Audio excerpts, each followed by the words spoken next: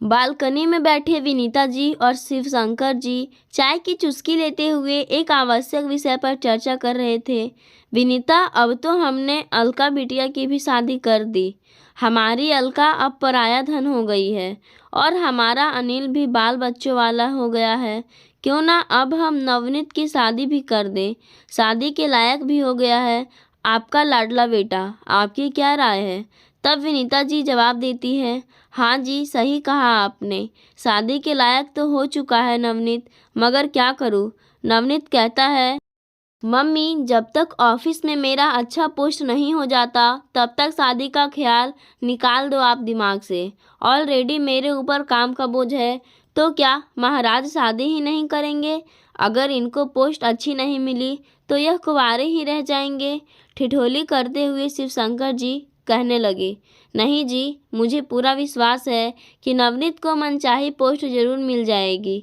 आखिर दिन रात मेहनत तो करता ही है मेरा बेटा। अब मुझे इसके लिए लड़की ढूंढनी शुरू कर देनी चाहिए। विनीता जी और शिवशंकर जी 2 बेटे व 1 बेटी के साथ सुखी परिवार के मालिक थे। शिवशंकर जी बैंक में मैनेजर के पद पर कार्यरत थे और हंसी खुशी पारिवारिक जीवन बिता रहे थे। बड़ा बेटा अनिल एक बड़ी कंपनी में मार्केटिंग मैनेजर है और पत्नी सौम्या पहले एक प्राइवेट टीचर थी, मगर बेटे को जन्म देने के बाद अब वो घरेलू महिला बनकर रह गई है। दूसरा बेटा नवनीत है, जिसकी शादी की चर्चा हो रही थी। नवनीत प्राइवेट कंपनी में सॉफ्टवेयर इंजीनियर था, मगर अपना पोस्ट बढ़ाने के लिए वह कड़ी से कड़ी मेहनत कर रहा था। और सबसे छोटी बेटी है अलका, जो हाल ही में ब्याही गई थी। विनीता जी और बहू सौम्या का रिश्ता सास बहू से ज़्यादा माँ बेटी जैसा था। दोनों सास बहू मिलकर घर चला रही थी। दोनों सास बहू में आपसी तालमेल बैठ चुका था। सौम्या घर में सबका खूब ख्याल रखती। सौम्या बहू धर्म की जिम्मेदारी बड़ी बखूबी से निभा रही थी। ना ही विनीता जी को बहू सौम्या से कोई शिकायत थी और ना ही सौम्या को सास विनीता से। जब बेटे नवनीत का तरक्की हो गया और उसे कंपनी में अच्छी पोस्ट मिल गई और साथ ही साथ सालाना कमाई में भी वृद्धि हो गई, तब सभी परिवार जन बहुत खुश हुए। अब विनीता जी बहुत हल्का सा महसूस कर रही थी और सारी रिश्तेदारी व आस पड़ोस में यह खबर फैल गई। तब नवनीत के विवाह के लिए लोगों का आना शुरू हो गया था। वैसे भी विनीता जी ने पहले ही बात चला रखी थी। अब छुट्टियों वाले दिन तो दिन का खाना शाम को ही पाता था, इतनी व्यस्तता बढ़ गई थी। रिश्ते तो कई आए, पर कोई नवनीत को पसंद नहीं, तो कहीं विनीता जी को पसंद नहीं, तो कहीं बेटी अलका और बहू सौम्या को नापसंद। राजस्थान से जब देव बाबूजी की बेटी रश्मि का रिश्ता आया तो सभी को पसंद आया। यह रिश्ता मामी जी ने बताया था। देव बाबूजी मामी जी के दूर के रिश्तेदार थे। देव बाबूजी राजस्थान यूनिवर्सिटी के कार्यालय में हेड क्लर्क के पद पर कार्य करते थे। देव बाबूजी की एक बेटी है रश्मि और एक लड़का अजय है। अजय बड़ा और शादीशुदा था और रश्मि की शादी की बात नवनीत से चलवाई गई थी। जब देव बाबू को नवनीत के पदोन्नति के बारे में पता चला और बस यही जानकर कि नवनीत की अभी शादी नहीं हुई है, तो उन्होंने मामी के द्वारा अपनी बेटी रश्मि की बात चलवाई और संजोग से सभी को रश्मि पसंद भी आ गई। देव बाबू जब एक बार घर आए तो फोटो तथा अन्य बातों से संतुष्ट होने पर बेटी रश्मि को दिखाने का प्रस्ताव रखा। सभी ने प्रस्ताव स्वीकार किया और रश्मि को एक दिन देखाए। रश्मि रूप गुण के साथ सरल स्वभाव की लगी थी। थोड़ा अलका और सौम्या ने मुंह बनाया था, अरे मामी, थोड़ी ही देर में गुण स्वभाव का क्या पता लगेगा। तभी मामी जी स्पष्ट बोली, अरे दीदी, पहली बार तो सभी को घबराहट होती है और कुछ ना कुछ बात तो सभी के साथ रहती है। लड़कियों को ससुराल में जाकर एडजस्ट तो करना ही पड़ता है। विनीता जी ने भी मामी जी का समर्थन किया और बस रिश्ते पर सबकी मुहर लग गई और जल्द ही नवनीत और रश्मि की सगाई की रस्म भी साधारण ढंग से पूरी कर दी गई। अलका भी ससुराल से मायके आ गई थी।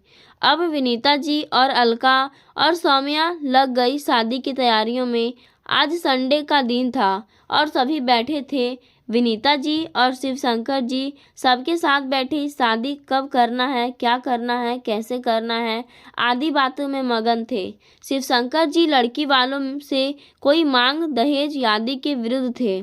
सभी का कहना था कि शादी शीघ्र होनी चाहिए। नवनीत की शादी अब सही समय और जल्द से जल्द हो जानी चाहिए। सभी की सहमति से शिवशंकर जी ने शादी शीघ्र करने का निर्णय कर लड़की वालों को बता दिया। वे लोग भी शादी शीघ्र करना चाहते थे। दोनों पक्ष के तैयार होने पर अब शादी संबंधी तैयारियां शुरू हो गई। घर में शादी की गहमा-गहमी शुरू हो गई। विनीता जी की बहनें, भाई, भाभी भी पहले ही आ गए थे। बुआ, चाचा जी, चाची जी, अन्य रिश्तेदारों का आना भी शुरू हो गया था। सभी अपने अपने ढंग से खुशियां बांट रहे थे। कभी कोई व्यंग्यवान चला देता जिससे मन में कुछ हलचल सी मच जाती। बुआ ने आते ही चिताया, देख विनीता, जरा संभल के रहना, बहुत लाड प्यार ना दिखाना, नहीं तो सिर चढ़ गई तो वही बस में आने वाली नहीं। हाँ दीदी जी, बात तो सही कह रही हो। आजकल की लड़कियां ससुराल में कदम रखते ही अपनी ही चलाने की सोचती है। चाची जी ने हंसते हुए बोली। विनीता जी मुस्कुरा दी। विनीता जी तो बहुत खुश थी। एक आशा, एक आकांक्षा मन में जब तब आ जाती। बस इतनी कामना है, जो भी आए स्वभाव सरल की हो, प्रेम व सम्मान करे, खुश रहे और सभी को खुश रखे। तभी बुआ जी बोली, अरे विनीता, क्या क्या तैयारियां हो गई है और क्या बाकी है। तभी स्वामियां बहू शादी की तैयारियों और खरीदारी के बारे में बुआ को बताने लगी। सभी ने अपनी अपनी राय दी। सभी रिश्तेदार आ गए चुके थे। पूरे घर में हंसी ठहाके गूंज रहे थे। विवाह का दिन आ गया। यह लाओ, अरे ये कहाँ है, अभी वो नहीं आया आदि बातों का शोर मचा था। सभी व्यस्त थे। सर्दी के दिन थे। हॉल भी बहुत बड़ा बुक हुआ था। लड़की वालों के लिए हॉल दूर था, इसलिए उनका सारा कार्यक्रम गेस्ट हाउस में प्रबंध किया गया। सभी लोग आ गए थे। लड़की वालों के यहाँ भी खूब गहमा गहमी थी। रश्मि सहेलियों से घिरी कभी हंसती, कभी मुस्कुराती रहती, कभी कुछ सोचने लगती। शादीशुदा सहेलियां कभी कुछ कुछ बोल जाती। देख रश्मि, दब के मत रहना, जो तेरा मन कहे कह देना। अब तू उस घर की छोटी बहू है, तेरा मान सम्मान भी वैसा ही होना चाहिए। मेहंदी की रस्म करते करते भाभी कुछ सीख देती जाती। देख रश्मि, तू ठहरी चुप्पी सीधी साधी, सास से ज़्यादा ननदे हावी हो जाती है। जरा संभल के रहना। चुप रहने से काम नहीं बनेगा तो किस बात में कम है। यहाँ बारात की तैयारियां हो रही थी। वह लाओ, अरे इधर रखो, उनको बुलाओ, यह नहीं किया आदि का शोर मचा था। विनीता जी परेशान सी हो रही थी। विवाह आदि में इतनी रस्में होती है कि शोर शराबा तो होता ही है, थकावट कितनी हो जाती है। बारात निकलने वाली थी। नवनीत को निहार कर वह मगन हो रही थी। बैंड बाजे के साथ बारात चल पड़ी। बारात जाने के बाद परिवार की सभी स्त्रियां बरामदे में बैठ हास परिहास में मगन थी, पर कुछ विनीता के पास आकर अनचाही नसीहतें भी दे रही थी, पर वह चुप बैठी सोचने लगती। कोई आवश्यक नहीं कि सभी लड़कियों का मन एक सा हो और वह सहज हो जाती। विवाह धूमधाम से संपन्न हुआ और बहू विदा होकर आई। कार दरवाजे पर आ गई। अलका और सौम्या बहू कार से उतरकर घर में आकर बोली, सब लोग जल्दी चलिए बहू को उतारने। सभी लोग बहुत थके हैं, रात भर के जगे हैं। विनीता जी भागी भागी आई और बेटे बहू की आरती उतारने लगी। तभी झट से बहू ने कार से उतरकर सास के पैर छुए। विनीता जी ने बहू को खड़े कर गले से लगाया। सभी लोग वहां आकर खड़े हो गए। सारी आवश्यक रस्में निभाई गई और रश्मि और नवनीत को साथ में नाश्ता करवाया गया। अगले दिन मुंह दिखाई की रस्म हुई और रश्मि ने सबको दो दो साड़ी दी। सब खुश थे, केवल जेठानी सौम्या को छोड़कर। साड़ी देखते ही सौम्या का मुंह बन गया। बोली, यह कैसी साड़ी है, एकदम देहाती, और रंग भी कैसा है। वह पहनने में आनाकानी करने लगी। ननद अलका बोली, अब जैसी भी आई है रख लो। फिर धीरे धीरे बहुत से रिश्तेदार चल गए। अलका अभी नहीं गई थी। रश्मि बहू की नम्रता व व्यवहार से सभी बड़े प्रसन्न थे। रश्मि ने आते ही जेठानी से तालमेल बिठा लिया। रश्मि बड़े सवेरे उठ नहा धोकर सज संवर कर सबके पैर स्पर्श कर रसोई घर में आ जाती। जेठानी देवरानी मिलकर चाय नाश्ता बनाती। अलका के ससुराल से भी उसके सास ससुर की बुलाहट आ रही थी। काफी दिन भी हो गए थे, विवाह के पहले से ही यहाँ थी, अतः अब अलका भी अपने घर जाने की तैयारी कर रही थी। विनीता जी ने अलका को उचित उपहार के साथ ससुराल भेजा। सभी लोग बड़े प्रसन्न हुए। धीरे धीरे समय गुजरने लगे। 6 महीने के बाद ही नवनीत का ट्रांसफ़र बेंगलोर में हो गया। नवनीत अकेले ही बेंगलोर चला गया क्योंकि वो रश्मि को अपने घर पर ही रखना चाहता था, मगर वहाँ नए शहर में उसे 1 महीना में ही तकलीफ होने लगी। इसलिए विनीता जी और शिवशंकर जी ने फैसला किया कि अब बहू रश्मि भी वहाँ बेटे संग शिफ्ट हो जाए, क्योंकि नौकरी तो करनी ही है। रश्मि और नवनीत अब साथ में बेंगलोर रहने लगे। हंसी खुशी यह 1 साल कैसे गुजर गए पता ही नहीं चला। इसी बीच रश्मि की गोद भर आई। यह खुशखबरी सुनकर विनीता जी फूले ना समाये। अब बहू वहाँ बेंगलोर में अकेली कैसे संभाल पाएगी खुद को। वहाँ कोई तो होना ही चाहिए जो रश्मि का ख्याल रख सके। इसलिए विनीता जी बेटे बहू के बुलाने पर और खुद की इच्छा से बेंगलोर आ गई। मन के बेहद साफ सरल सीधी विनीता जी यहाँ आकर अति उत्साहित थी। बहू से आते ही कह दिया, बहू अब मैं आ गई हूँ, अब तुम बिल्कुल बेफिक्र हो जाओ। जैसे तुम मायके में रहती थी वैसे ही आराम से रहो, मैं तुम्हारा पूरा ख्याल रखूंगी। सास के प्यार और मधुरता से भरे व्यवहार को देखकर रश्मि खुशी से भर उठी। विनीता जी बहू से बहुत स्नेह करती, उसकी पसंद के खाने का व्यंजन बनाती, उसे जिस चीज़ की ज़रूरत होती फौरन ला देती। एकदम सवेरे विनीता जी उठकर चाय नाश्ता आदि तैयार कर देती और आवाज़ लगाती, बहू आ जाओ, सब मिलकर चाय पियेंगे। रश्मि तो निहाल से उठती। रश्मि की एक भी काम न करने की अब आदत बनती जा रही थी। उसने तो सास के बारे में कईयों के अनुभव सुने थे कि बहू की इस अवस्था में आते ही सास सब काम छोड़कर आराम करने लगती है और सारा भार बहू पर डाल देती है ताकि डिलीवरी साधारण से हो जाए। लेकिन यहाँ तो मामला ही उल्टा दिख रहा था। सास स्वयं ही सारे कार्य कर रही थी और बहू तो नाम मात्र के लिए ही सहयोग दे रही थी। विनीता जी को शुरू से ही कार्य करने की आदत थी। बड़े प्यार से बहू से पूछती, आज क्या खाने में बनाऊं, तुम्हें क्या पसंद है। रश्मि बड़ी खुशी से अपनी फरमाइश बताती और सास खाना बनाने में लग जाती। रश्मि आगे पीछे घूमती, कुछ बातें करती, फिर अपने कमरे में चली जाती। समय काटने के लिए रश्मि ने 2 किटी पार्टी ज्वाइन कर ली, कुछ सहेलियां भी बना ली। कभी वह उनके घर चली जाती, कभी वे उसके घर आ जाती। जब भी 2-4 सहेलियां आती, रश्मि उनसे अपनी सास की तारीफ करती। विनीता जी अपनी तारीफ सुनकर गदगद हो जाती। बेटे को तो काम के अलावा फुर्सत ही नहीं था। समय कैसे बीत गया पता ही नहीं लगा और रश्मि ने एक बेटी को जन्म दिया। सभी लोग बहुत खुश थे। शिवशंकर जी, अलका, अनिल और सौम्या और बच्चे सभी लोग छठी और 12वीं पूजा में आए थे। सारे कार्यक्रम हो जाने के बाद सभी वापस लौट गए, केवल शिवशंकर जी को छोड़कर। धीरे धीरे समय बीतने लगा।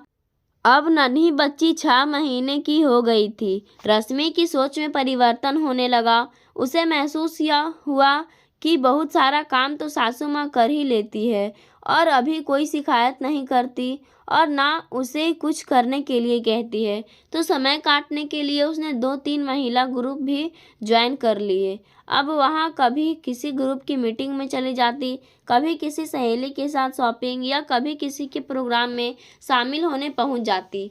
काफ़ी सारा वक्त वह बाहर बिताकर जब लौटती तो कई बार खाना भी बाहर ही खा आती। विनीता जी ज़्यादा कुछ नहीं पूछती, जो वह कहती वह उसी को सच मान लेती। रश्मि सास का संरक्षण पाकर एकदम बेफिक्री हो गई थी। अब विनीता जी को महसूस होने लगा कि रश्मि कुछ लापरवाह सा व्यवहार करने लगी है। घर के काम, खाना बनाने जैसे कार्य तो विनीता जी के करते रहने से रश्मि सिर पर चढ़ गई थी, अतः उसकी रुचि भी अब नहीं रही थी। अपनी तरफ से कोई काम करने आता ही नहीं जब तक सास ना कहती और अब तो बच्चा होने के बाद तो वह इस प्रकार व्यवहार करती मानो बहुत व्यस्त हो और बच्चे को संभालने की पूरी जिम्मेदारी स्वयं उठा रही हो। वह रसोई में तभी आती जब या तो बच्चे के लिए दूध गर्म करना हो या सासू माँ पूरा खाना बना चुकी हो, सिर्फ खाना परोसने का कार्य कर देती। नवनीत 1 हफ्ते के लिए मुंबई गया हुआ था काम के सिलसिले में। इतना काम लगातार करते रहने से एक दिन विनीता जी को तबीयत बिगड़ गई। वह अपने कमरे में आराम कर रही थी। उन्होंने सोचा अभी रश्मि आएगी और आकर पूछेगी खाने में क्या बनाना है, क्योंकि उसकी तबीयत ठीक नहीं है। लेकिन वह सोचती ही रह गई और बहुत वक्त बीत गया। आखिर शिव शंकर जी ही बाहर आए और बहू से कहा, तुम्हारी सासू माँ का तबीयत ठीक नहीं है, आज खाना बना लेना। रश्मि एकदम से फट उठी। तबीयत खराब है तो सासू माँ को पहले ही बता देना चाहिए था। अब मैं मेरी बेटी को संभालूं या खाना बनाऊं? मेरा तो दिमाग खराब हो गया। रश्मि ने झट से फ़ोन उठाकर बाहर का खाना ऑर्डर कर दिया। बहू इतनी ज़ोर से बोली थी कि कमरे के अंदर लेटी हुई विनीता जी ने भी सुन लिया। सास ससुर दोनों ही उसके व्यवहार से हक्का बक्का रह गए। आज पहली बार विनीता जी पूछ रही थी कि बहू को बहुत लाड प्यार से रखने का नतीजा आज कितना गलत निकला।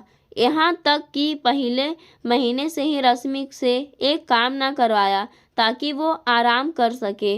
आज मेरे बीमार रहने पर भी मेरा हाल चाल पूछना तो छोड़ो, रश्मि ने तो बाहर का ही खाना ऑर्डर कर दिया। या जानते बूझते हुए भी हम बाहर का खाना नहीं खाते हैं।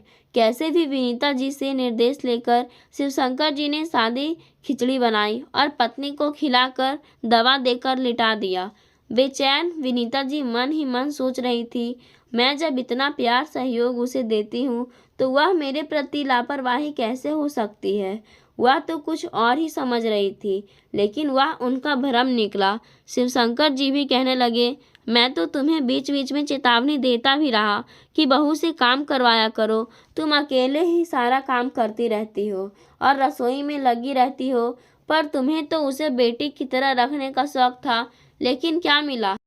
इतना लाड दुलार देकर और उसकी इतनी फिक्र करके। विनीता जी को शिवशंकर जी की बातों में सच्चाई नजर आई।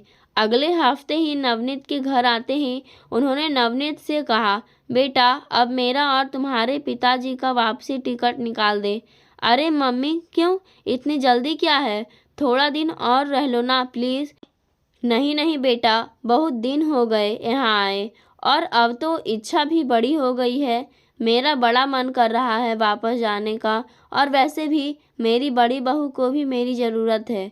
तभी बीच में टोकते हुए रश्मि ने कहा, अरे जाने दीजिए ना मम्मी जी को, अगर उनका बड़ा मन कर रहा है तो।